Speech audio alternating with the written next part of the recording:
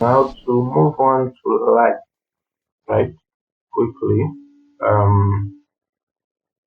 light in itself is a is the visual effect of reflected or refracted rays, right? From either from a burning or illuminated or light object. So the your ability to see, because there is an object that is giving out light that is shining on another object, and that other object is reflecting the colors that the colors of the lighting object into your eyes. It basically means that without light in the scene, you literally, or without light around us, you can't see anything. Somebody else may see if they have light, but we can't see without light. Alright, so either there are two things that must always be present: the light source and the reflected material. Alright, so I can't see a wall if the sun is not shining light on the wall. Alright, and then the rays from the sun that are reflected on the wall surface now come into my eyes. My eyes can now interpret those colors and say, oh, that's how a wall looks. This is a wall. Alright, so note that, because when you start creating stuff in the software, you will also need to always have a light source and the materials in your environment that reflect that light. Shadows, on the other hand, are the representation of obstacles to light. So when a light ray is shooting, it is reflected off the wall, it's supposed to come into your eyes. But I put a ball in front of the wall. Now that area, because that ball becomes an obstacle to the light ray, it stops that light ray, and then the path that it will have gone becomes dark. It now creates a dark region behind that light ray that has been stopped. And that dark region, when you have a mass of light ray, becomes what you call a shadow, alright? Because it becomes a large dark region that you see because light has been stopped by an obstacle, right? That has been stopped by an obstacle. So we're going to just briefly touch on some of the properties, or first of all, let me talk about the kinds of light in Maya. So I have this small picture that just talks about, that just shows them, alright. This first one is called an ambient light. The properties of an ambient light are that it shines in all directions, but then provides a reduced amount of light in the direction opposite to the direction of the light. So it's almost as if it is a reverse light. It shines in one direction and then provides a reduced amount of that same light in the opposite direction, which means that there will always be light. And so it's the way you try and recreate the effect of direct and indirect light. Because there is the second one is called directional light, which just suggests light that shines infinitesimally on that plane in a given direction. So, for instance, when you think about the sun compared to us, the sun is a complete directional light that is just shining light down on us. Alright? Now there's something called a point light, which shines light in all directions but from a single tiny spot. Alright, so it doesn't shine completely, it doesn't go far, but within the range of that point to create light. So a best example of that is a light bulb, alright, on your wall, or the light that comes off the body of of the part of this light, this insect that produces light. That light, a point light, doesn't shine for a long distance, but at the point where it is shining, it's strong, as you can notice. So you can think about the bulb as a point light. There is a spotlight. The spotlight is light that is directed um, in the shape of a cone outwards from the source. Alright, so when you think about a headlight, for instance, I mean, when you see it from afar, you can almost see a conical shape of light from the headlight on.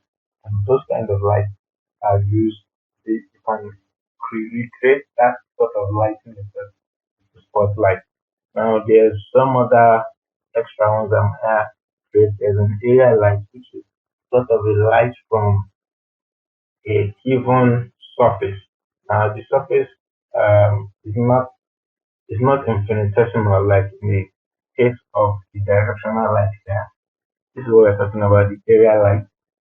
The area light just produces light from the very surface that it has, just that surface. So it is directional in the given, it shines in the direction of the area that is bound by.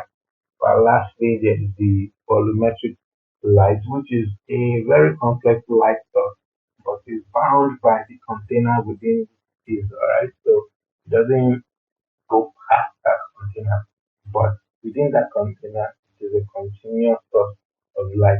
Right, so the nearest example I can give would be a light bulb. Alright, if you've been in an area where there's harmattan and or something like that, very early in the morning, you can see this almost foggish view for a distance. Alright, that shape is almost as if that amount, that light, that effect, that visual effect just lasts for the space of a box or a sphere in the area where, right? And as soon as you come out of that area, you can't see. But within that area, it can be for a very long time, but you will always see the same effect of not being able to see clearly because of the kind of light that you have there. Right? So just to give you an idea of how this light play out in the real world, and try to find some example. If you look at this now, you can see that while there's a shadow here, it still feels like the light shines from all around this object, this cup, sorry. And in that kind of case, you are thinking that the way to create this is to use an ambient light or or in combination with a complete directional light where the light is coming from one direction but infinitesimally, while the ambient light is just supposed to help you make sure that light is being directed from almost every angle of the image, right? In this picture, you can see this area, and it's just this area becomes the source of this light. And so we're thinking in terms of an area light, but this circle is the area light is the source of our light. Yeah. Um, in this kind of picture, you can see how there's this hard edge here, but there's light coming from this source, which means that you can do this either with a spotlight or a very close area light, but most likely it is spotlight because of the decay that we are seeing here. We'll talk about that in a bit. Let's talk about this heat light coming through this area. You may be forced to say it's an area light, alright, but it's not an area light, it's more of a volumetric light that is shining through this window. So it's more like the um, shaft through which light is flowing through. But because the light is not, it's almost like a solid shape that is shining through this area, we can either create that with our volumetric light or a strong directional light. Um, Finally, you can see how this is within this area. It is strong and it shines up in all directions. So it's a perfect example of the point light, right? Example of the point light. So now that we've touched on that, let me just show you this again so you can get it. And it's an ambient light where the light comes from all. It directional light. The light is in a single direction. The spotlight is a light shining in the shape of a cone given by the angle that it is. That it is at. Alright. The narrower the angle, it almost becomes a directional light. If the angle is so tight, it becomes almost a directional light. Right? Finally, let me just show you. You can see how almost all the sides of this car are lit. That most likely is the work, or that is usually the work of a strong direct light coupled with ambient lighting that make sure that there's light on all sides of the object at the same time. Alright? It's a bit complex because you can use more than one light. So you will have to use more than one light source for this car. Alright, and talking about more than one light source, let me talk about types of lighting setup. Because as soon as you can't use one light and you have to use more than one light, then you begin to talk about how to combine the lights that you have together to create stuff. This is an example of what is called a 3-point lighting system.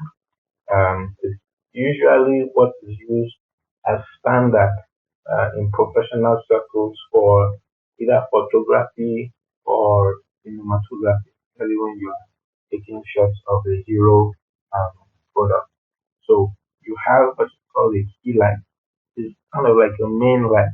You can see this point where the highlights are strongest, right? That's because of the key light. And you have a fill light. The fill light is supposed to be a less intense source of light that's supposed to illuminate those areas that are thrown into darkness by the key light. So this is our key light that in this direction. If you then have a key light that just gives a bit of light in these areas without completely killing out the shadow, because you need the shadow to hit the uh, and for the products that you are taking the image that you are lighting. And finally, talk about the backlight. Backlight is important because you sometimes want to separate the object from the background. A lot of Nigerian films, you see very flat lighting because the objects are never separated from the background. Either there's no space even, which means that the characters are so close to the wall that the light is just creating shadows on the wall directly behind them. Or even when they move the characters away from the wall, there is no sort of background lighting or backlighting to sort of separate them from the wall or the object behind them. And it ruins the concept of depth because there is no light separate them. Then you just see a flat image where the character and the world almost seem the same because there is no conscious effort to separate the character from the background with a light, right?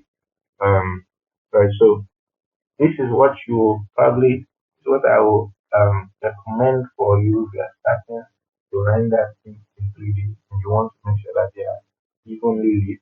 You want to work with a 3-point lighting system because there are others, there are 4 points, there are 5 points, and so on and so forth. Right? But for basic um, and standard even lighting of a product shot, say you are the phone and you have created a phone in 3D and you want to render it out, you want to light it for you render, you you are you will not go wrong with a 3-point lighting system around that object in 3D. Alright, so that is that.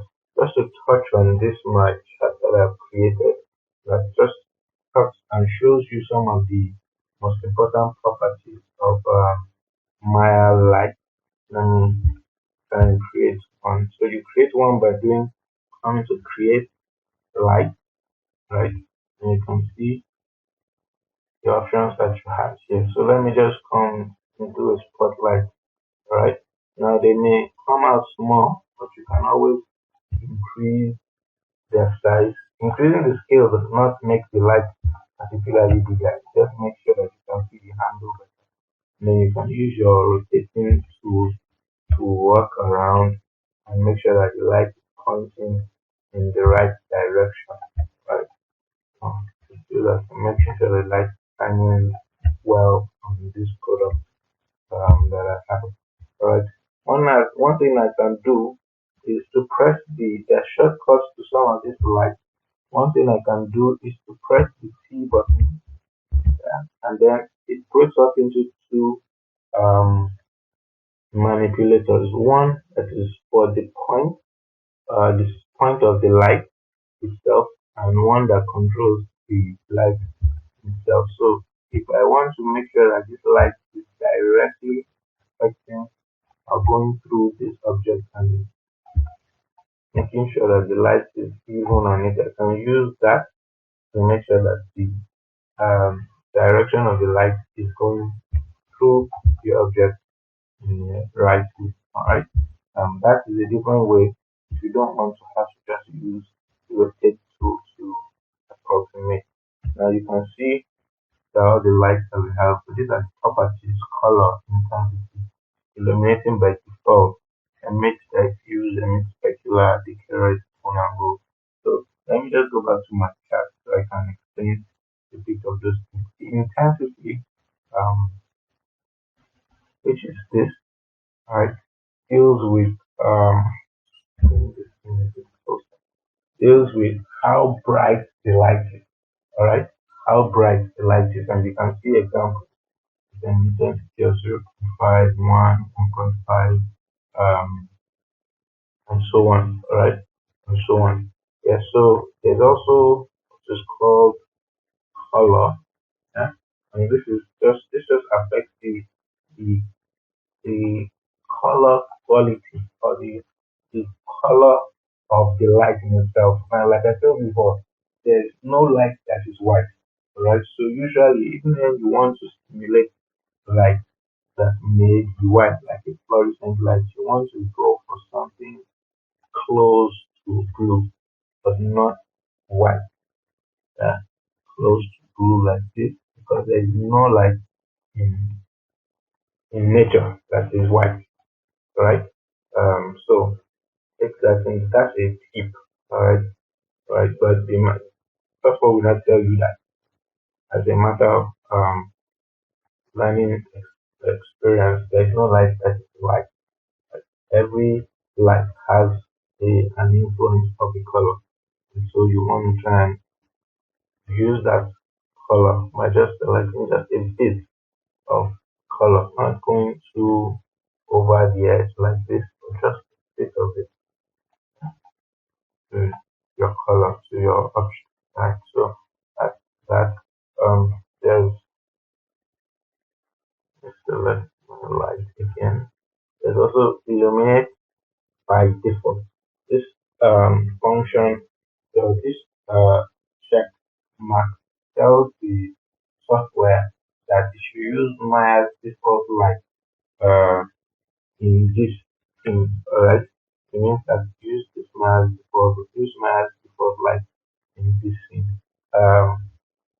Let me just show you an example in that if you say there's an ambient light in the scene and then you say illuminate by default, and make sure that you do not the light shines and shines on everything within the scene at the same time. If you turn it off, then what you do is that you have to then have to link that light to the object within the scene before they can work. Alright. So in this case, illuminate by default, make sure that it is light shines on everything in this thing. But when I turn off illuminate by default, I have to link the light to this object for it to show. Obviously, if your ground is not showing, then it means that you did not link it to the surface. Alright. Go back. What else we have there? No. Right, so you have a mid diffuse. What that means is that you are telling the light that it should reflect diffuse, which is the color value of that object And this object has a color value. You say you should emit that you are telling it to make sure that it reflects the color that is on the object. You're saying emit diffuse and you check it like this now. You're saying that it should also reflect the um, specular highlight, that quality of the object. So if the object is a metal like this is in the form of a trunk, you are saying that this light will reflect the fact that there is a highlight on the object. So in your rendered shot, you will see the highlight because the light is illuminating on the quality of reflectiveness that this object has. Like cone angle, I can go back there so I can just show you an example. Cone angle determines the angle of the cone, especially when you are using a spotlight. You can see that a small value like 22, you can see that the size of this small with an angle of 40, you see that the cone size becomes larger. Decay rate speaks about how far distance that the light travels if as it in space. So you are basically saying that in Maya, right, there are default ways of light reducing.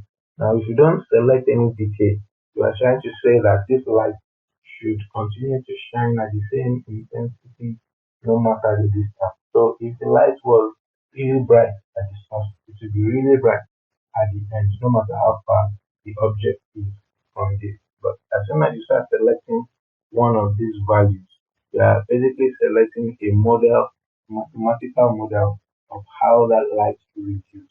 Alright, so you can either be saying with everyone reduced by one intensity, or you can be talking about something more exponential in how we reduce it. Alright, so in Maya there is linear, which just means reduce as the distance becomes further. Alright, and then there's quadratic, that is linear to how light works in reality, and then there's cubic, that is almost an exact model of how the eye sees light, especially with distance. So usually if you're trying to create something realistic, you want to select either quadratic or cubic. But if you don't mind, and you all just want for the light to be bright, so you need it to be bright, then you can either stick with no decay or linear. Alright. Um, Finally, your penumbra angle, is you would have heard about if you any kind of physics in secondary school. Refers to the angle, um, the angle above the cone radius or cone angle that you have for which the light should decay. So if you're saying the penumbra angle is wider than your cone angle, for instance, and your light will decay outward. If you are saying that it is less, then your light will decay inwards from the cone angle that you set up here. Um, the cone angle you set up here. What else? The drop off, this is the final one here, talks about um, how far, or how will I explain this? The model with which the software calculates how the um, light should fade from the cone angle to the penumbra angle that you have set. So yes, as soon as you set the penumbra angle, you know that the light is going to fade. But how does it fade? Because an example here shows that at 0 there is no fade, right? But as soon as you begin to increase the value, and see that the space between your cone angle that you set begins to reduce. In this case, obviously, what has been done is that you have selected an angular angle that is smaller than the cone angle. The light just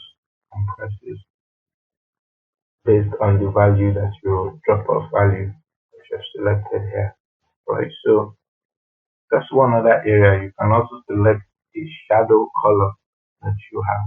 Alright, because this is a software, you have to indicate what it will do. You can't expect it to do those things by itself since you're trying to simulate real life. Alright, so without a shadow, your object does not have um, a sense of depth. But with a shadow, you get that, right? So that's one of the rookie mistakes that people who do 3D locally do. They simply forget that your object has a shadow, or that they remember and they leave it as hard shadows that are black and just seem to confuse the viewer. So you want to work to create softer shadows, either by changing your either by changing the shadow color itself to something not so dark, alright, or um, or using a different lighting model to make sure that your shadows are not so strong that they become confusing, alright, for those things the stuff that you create. Um, so that's about light and lighting and creating light, right? Um, all right, now I said I was going to try and finish up this logo so that we can show how we achieve um, this look. But I have to first of all create this curved blob shape and use that. So I'm going to just try and quickly do that and try and follow with me as quickly as you can. I'm going to try and just create a block, and then we can work with that block into something needed. So let's do this, pull it up. Mm. Talked about how to increase divisions on it. So I want to just increase divisions along the height. I can do something like that. Right. Now I go into my plane view so I can quickly just work on this and come into my vertex mode so I can just select vertices and try and work with this quickly. So I'm just gonna move these things around a bit as I try and achieve general shape of that blob. Um, don't worry if things get a little muddled up. As long as you know where things are, you can always return back and fix them. Not that even though all you can see are two of the vertices, you are actually selecting four vertices at any one point in time. Um, you can see how this becomes easy to do. Um, uh, Now I want to reduce the size so I can match this smaller um, area. So I can match the smaller area. This is the bigger area. This is the smaller area. Alright, so I need to go back to that, so that, and then just twist this vertices around so that the angles are right. And then remember to also reduce them to match the way the object is. And,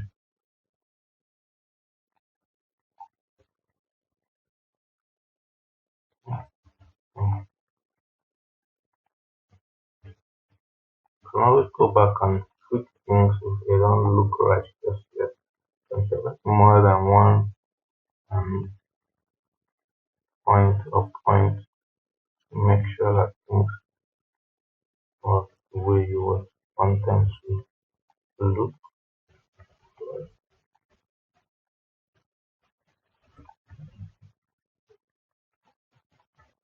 Now you may realize that you need more points or need more divisions to work with on your um you may realize that you need more divisions on your object to work with. This is where we're at. moment.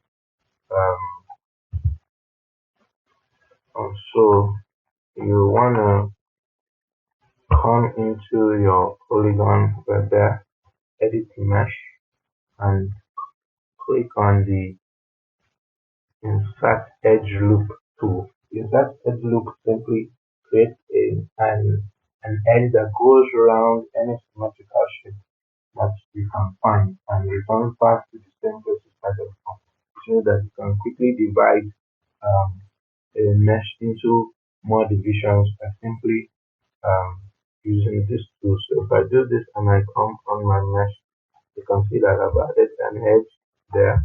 I can do the same here, the same here. You can move it along the edge so that you get the right point that you need. Do that, do that, and do that. You always want to try to make sure that you don't have too many edges and vertices to work with. Right, so I can go in here to try and make this a little more detailed. Right, selecting more points and just moving them around.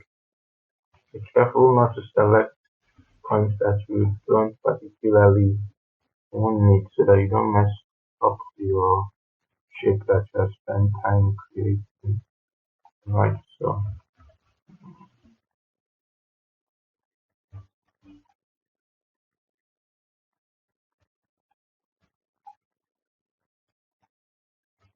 I'm just gonna continue tweaking this until I have something that I think looks good enough.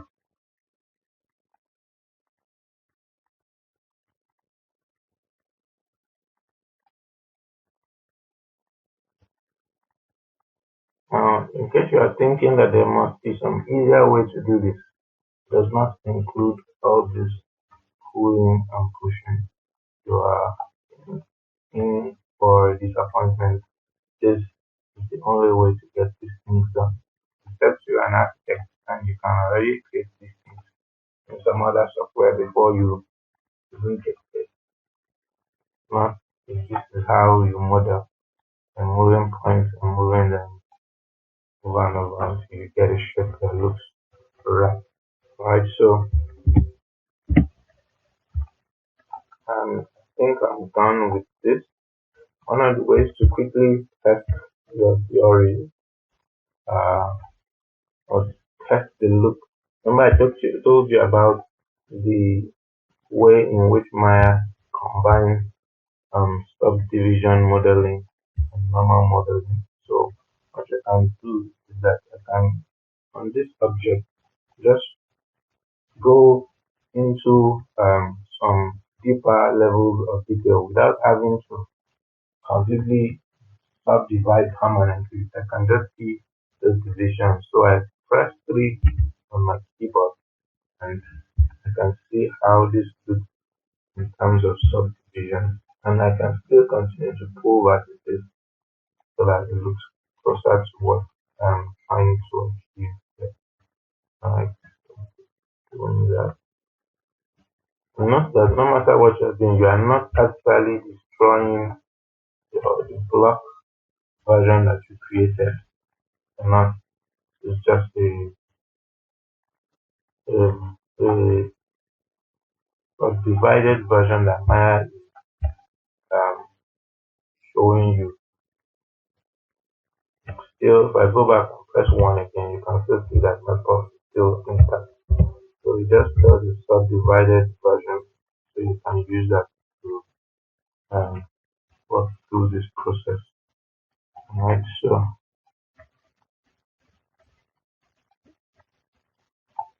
at this point, you have to use your eye to make sure that you have the shape right. In this case, right meaning looking like the object you are trying to recreate.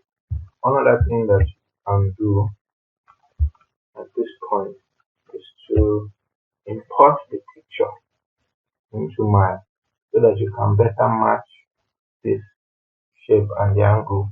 Because if you are doing that by eye, you may never get it right. So something that you can do is to select your plane view this and come to view,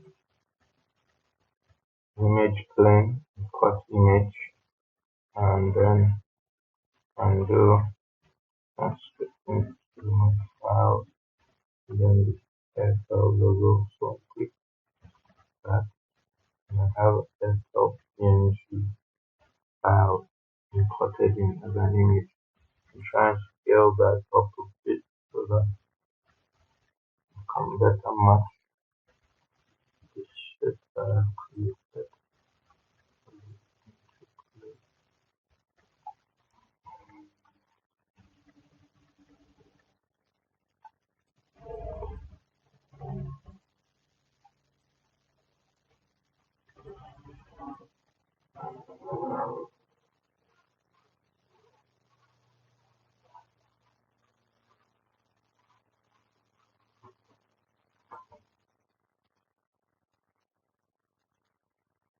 And so now that I've done that, I can now take this object and begin to work with it a little bit closely to match the shape that I have here.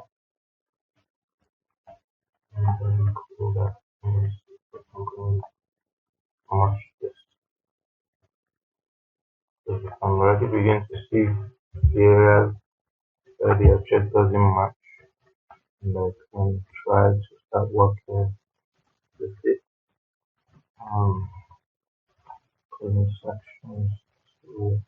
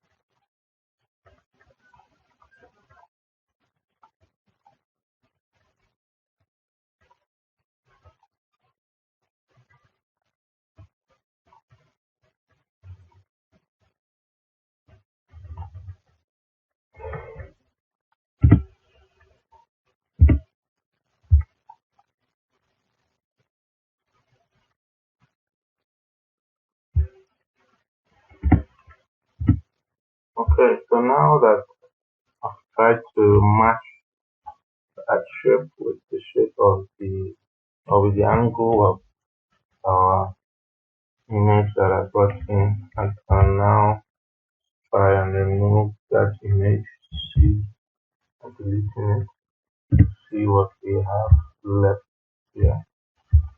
Still requires a bit of tweaking along some of the points to just bring them out. And come into the normal mode that allows me to pull points in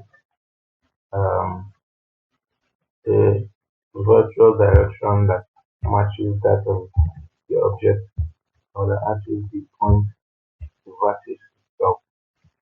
So that in this case, instead of pulling just in the orthographic direction, that can pull more in a more natural feeling for that point from which the direction that it points to.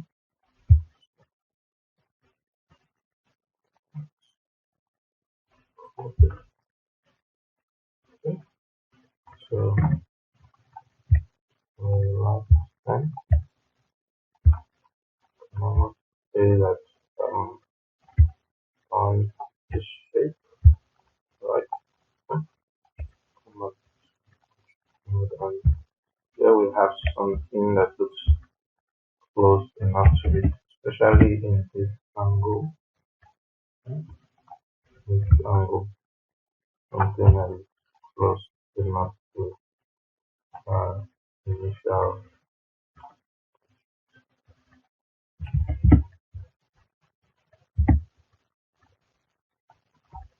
So, having done this, I can now begin to work on the shape with the color. So, in this case, because of the way this color looks, we talked about how a Lambert is the best color to use for that. So I can just come here, system color, Lambert, and then select that.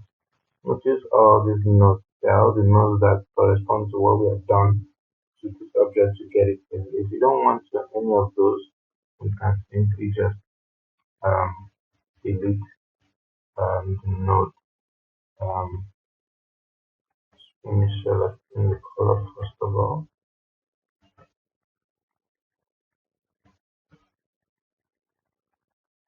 So I can just select the object and say edit, delete that type. Now you can see that there are no more of those nodes in between. So I can just select the rest of this object and do the same thing. Find existing material. Since we have created the first material, assign that Lambert 2. Now Lambert 2 is not a good name, so you can rename in this section above here and say let's red.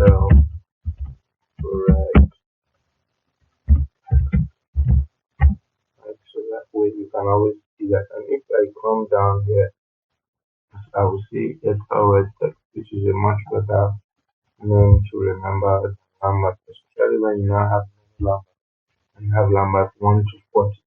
How do you recognize what color you use in a language? So when I come to this other one, let's talk about how this has a reflective surface on it. Also trying to simulate that, I'm gonna use a plane. So I come to a favorite material, plane. And immediately you can already see some of the effects of the reflection in the body. So I'm also delete history on this history. So I have plane here. Come and let's say red metal, so red icon. So I will always be able to remember what this is. Now selecting this color, now try and match it to the color that I saw there.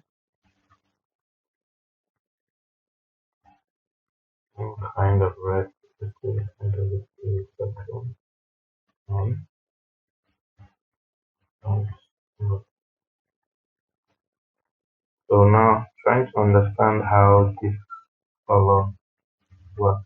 You can see that there is a bit of a bloom around the highlight.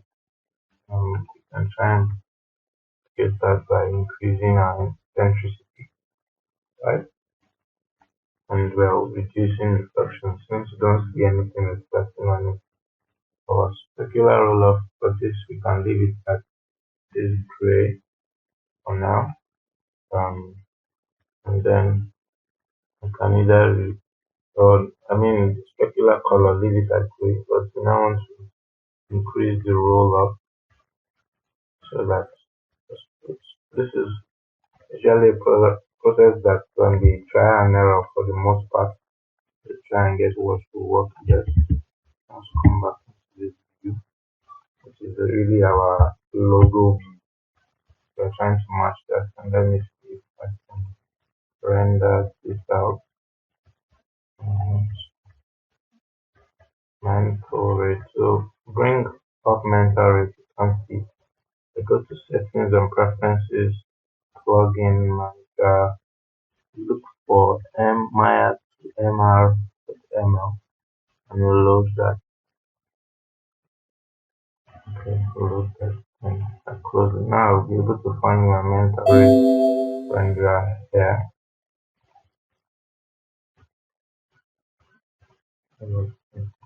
Quick render, quick render. Already you can see how the body is there. So basically this is how we begin to work to create something like this. Yeah.